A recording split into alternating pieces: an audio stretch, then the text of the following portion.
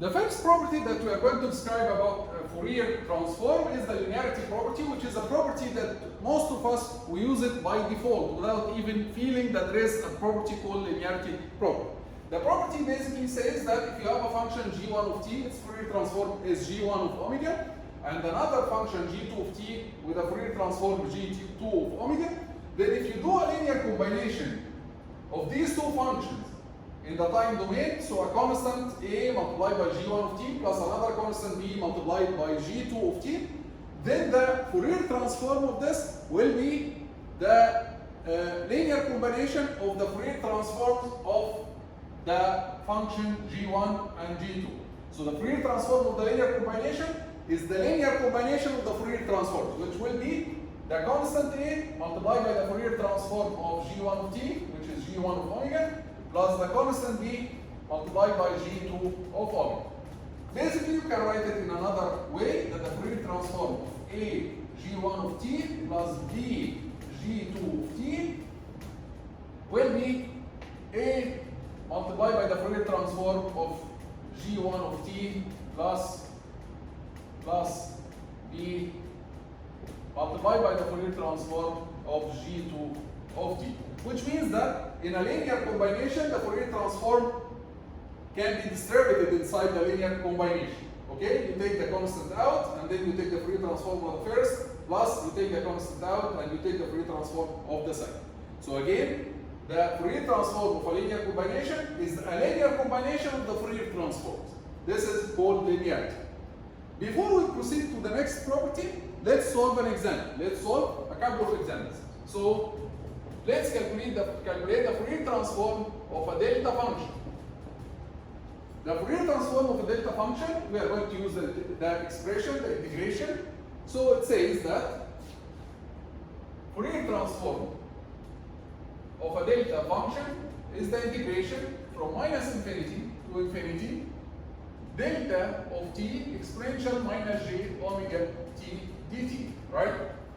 And we know from the properties of delta that if we have the integration of a delta multiplied by a certain function, you will get the value of the function at the position of the delta. The position of the delta is at 0, so you will get the value of this function at 0. Exponential minus j omega 0, which is what? Which is 1. So we can say from here that delta of t has a Fourier transform of 1. Let's solve another example. Let's get the Fourier transform. Let's get the Fourier transform of delta t shifted, delta t minus t naught. Then we'll use the same integration, minus integration from minus infinity to infinity, delta t minus t naught exponential minus j omega t dt. Again, integration of delta multiplied by any function will give you the value of the function, and the position at the position of the delta. The position of the delta is at t naught. So it will give you the value of the function at t naught. So we can say now that delta t minus t naught, it has a Fourier transform of 1. We can write this as 1 multiplied by exponential minus j omega t naught. Let's look at these two examples. And compare them. And let's deduce from here a certain property. The property of time shift. We see that here the Fourier transform of delta t was 1. Here, after we shifted the time domain by t naught, we got the same Fourier transform but multiplied by a phase. So we can from here deduce the time shifting property. This is not a proof, this is just an example to show you. There is a rigorous proof for that, but from this example we can see the property that a shift in the time domain will cause a multiplication by a phase in the frequency domain with the same sign. So if you use negative t naught here, it will be exponential minus j negative omega t naught. So here we can write the time shifting property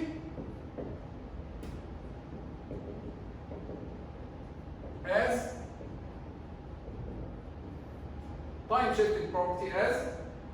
if g of t, any general function, has a Fourier transform of g of omega, then if you shift this function in the time domain, then it will give you g of omega multiplied by a phase of the same sign, negative here, so negative here, omega t naught. So this is called the time shifting property. Another property, which is the frequency shifting property, we'll see it using two other examples. So let's solve a couple of examples more. So example, find the Fourier transform, or find actually the inverse Fourier transform, which we write it as f inverse of delta of omega. So let's find the inverse Fourier transform of delta of omega. What is the expression of the inverse Fourier transform? This is the expression of the inverse Fourier transform. We go from the frequency to the time. So it is 1 over 2 pi, integration from minus infinity to infinity, delta of omega exponential j omega t d omega, right? The variable here is omega because we are moving from the omega to the t. Again, integration of delta multiplied by a function, it will give you the value of the function and the position of the delta. So 1 over 2 pi, the value of the function, the position of the delta, which is 0, is exponential j 0 multiplied by t. So this will give you 1 over 2 pi. So the frequency domain is omega, the time domain is 1 over 2 pi, which can be written in a different way as 1 in the time domain. If you multiply 2 pi in both sides, we can write this as 1 in the time domain will give you 2 pi delta omega in the frequency domain. Of course, if you were using f, if you want to convert this function to f, you'll find that 2 pi delta omega is the same as delta f, right? This is also from the scaling property of the delta function that we talked about before. From the scaling property, 2 pi delta omega, because omega is 2 pi f. Okay, so 2 pi delta omega can be written as delta f alone. Okay, let's solve another example. Let's find the inverse Fourier transform of delta omega minus omega naught. So we'll do a shift in the frequency domain and let's see what happens. So this will be 1 over 2 pi integration from minus infinity to infinity delta of omega minus omega naught exponential j omega t d omega. Again, this integration gives us what? Gives us the value of the function and the position of the delta. So it will give us exponential j, position of the delta is omega naught t. So we can say from here that if you have a frequency domain delta omega minus omega naught, this is our time domain. Or in other words, we can say that if your time domain is 1 times exponential j omega naught t, we multiply by 2 pi, you will get the frequency domain to be 2 pi delta omega minus omega naught. By comparing these two forms, we find that what is the effect of shifting the function in the frequency domain? It's multiplying by a phase in the time domain, but the phase is with opposite sign. So if the shift here, negative omega naught, if you replace omega with omega minus omega naught, here the phase will be plus j omega naught t.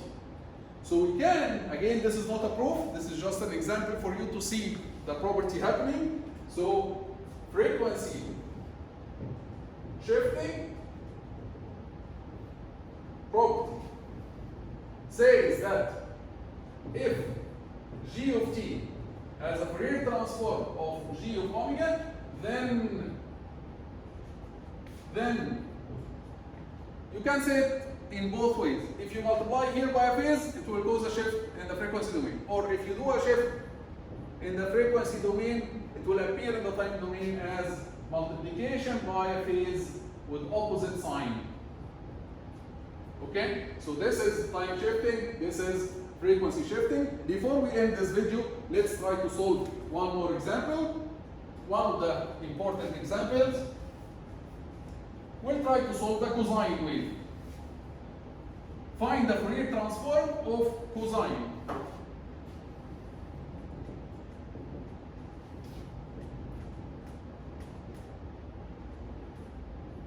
cosine omega naught t. Okay? If you try to apply the equation here, integration of cosine exponential, you will fail. Why? Because integration of cosine multiplied by exponential, you can write the cosine using Euler's identity as exponential plus exponential over 2, exponential j omega naught t, exponential minus j omega naught t over 2, and then you are going to integrate these exponentials, but you have the integration limits from minus infinity to infinity. Assume that after you did the integration, which is possible to do the integration, but you will get exponential, for example, j omega naught t from minus infinity to infinity. So you get exponential j infinity minus exponential minus j infinity. What's exponential j infinity? We don't know. If you say it's infinity, it's wrong, because this is a phase. This is not a magnitude. Exponential j something, this is a phase. This is an angle, right? It's a complex sinusoid. So when you say exponential j infinity, this is 1 with angle infinity. If this angle infinity, what is the value of this? We don't know. We don't know. It's unknown, right? Same for exponential into j infinity. If you say it's 0, it's wrong, because this is not 0. This is 1 with phase negative infinity, right? So you will not be able to do it using the integration. So if you do the integration, you will fail. You will not be able to reach to any result. But you can use the properties. You can use the properties that we learned so far. Fourier transform of cosine can be done by writing the cosine as exponential j omega naught t plus exponential minus j omega naught t over 2. And then using the linearity property, we can say that this is half Fourier transform of exponential j omega naught t plus half Fourier transform of exponential minus j omega naught t. This function is 1 multiplied by a phase, right? And we said that 1 in the time domain gives you 2 pi delta omega. And because we have a phase here, so we know we can write this as 1 times, and this as 1 times. We know that 1, Fourier transform of 1 is 2 pi delta omega. What about 1 multiplied by a phase? 1 times exponential j omega naught t, it will cause a shift in the frequency domain with opposite sign. So if the sign here is positive, in the frequency domain it will be negative, and vice versa. So this will give you that the Fourier transform of this expression will be half multiplied by 2 pi delta omega minus omega naught plus half multiplied by, again, 2 pi delta omega plus omega naught, because the sign here is negative. And thence we can say now that the Fourier transform of the cosine, we can say that the Fourier transform of the cosine is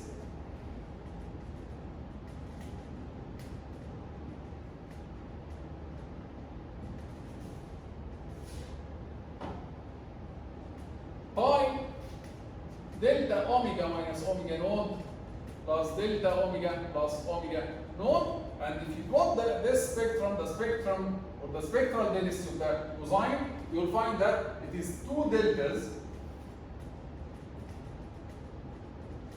at omega naught and minus omega naught. The area under each of them is pi, which makes sense, right? Because the cosine is a single harmonic. Cosine wave is a single harmonic, right? So you expect in the frequency domain it will appear only as a one frequency. It's a delta at omega naught, right? Because it contains only one frequency. Cosine contains only one frequency. So it will appear as one frequency in the frequency domain. Of course, here the cosine is periodic. And we said in the beginning that Fourier transform we applied for aperiodic signals. But we can apply the Fourier transform also for periodic signals. For example, if you do Fourier series for any periodic signal, you write it as in terms of sines and cosines, and then you can take Fourier transform. The sine and cosine are special cases. We can do them because we do our analysis, our Fourier series and Fourier transforms in terms of sinusoidal waves. So the sine and cosine, they are special cases. We do Fourier transform for them, we get two deltas. Using the sine and cosine, we can also calculate Fourier transform for any periodic signal. So for any periodic signal, we can calculate Fourier series. First, Fourier series keeps the periodic signal in the time domain, and then we can calculate Fourier transform to move them to the frequency domain. Again, for more details about this, what I'm saying it quickly. For more details about this, you can go back to the Signals and Systems course, the EE27, and get more details about applying Fourier transform to periodic signals. So again, Fourier series is applied to periodic signals, but it keeps us in the time domain. Fourier transform moves us to the frequency domain. We'll stop here in this video and more properties in the next video.